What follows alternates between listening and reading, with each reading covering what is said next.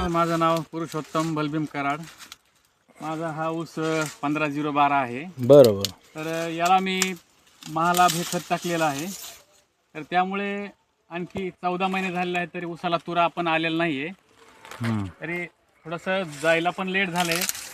तरी माझ्या हिशोबाने 50-55चा ॲव्हरेज यायला पाहिजे.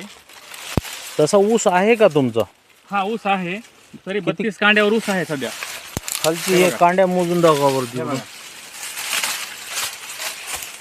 1 2 3 4 5 6 7 8 9 10 11 12 13 14 15 16 17 18 19 20 21 22 23 24 25 26 27 28 29 30 31 आणि 32. 32 कांड्यावरती ऊस आहे. जवळपास त्यांचा अंदाज आहे की 50-55 त्यांना ॲव्हरेज यायला पाहिजे. माझं तर म्हणणं आहे की जास्त यायला पाहिजे, कारण का आडवा तेवढा पूर्ण पडून गेलेला आहे ऊस. आता किती महिन्यामध्ये कधी होईल कटिंग? आता कटिंग एक 8 दिवसामध्ये कटिंग होईल. शेतकऱ्यांसाठी महालाभ या खताविषयी काय सांगू शकता?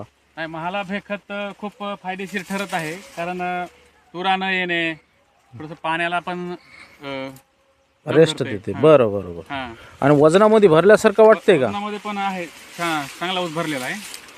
ठीक आणि आहे, जशी पण पडत नाही. ठीक आहे. एकरी किती वापरलंय तुम्ही?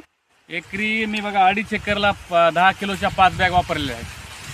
बरं, धन्यवाद मित्र. आणि आपणही असंच महालाभचा वापर करून आपलं उत्पादन वाढवून घ्या. गंगा कृषी सेवा केंद्र येथे मिळेल. धन्यवाद.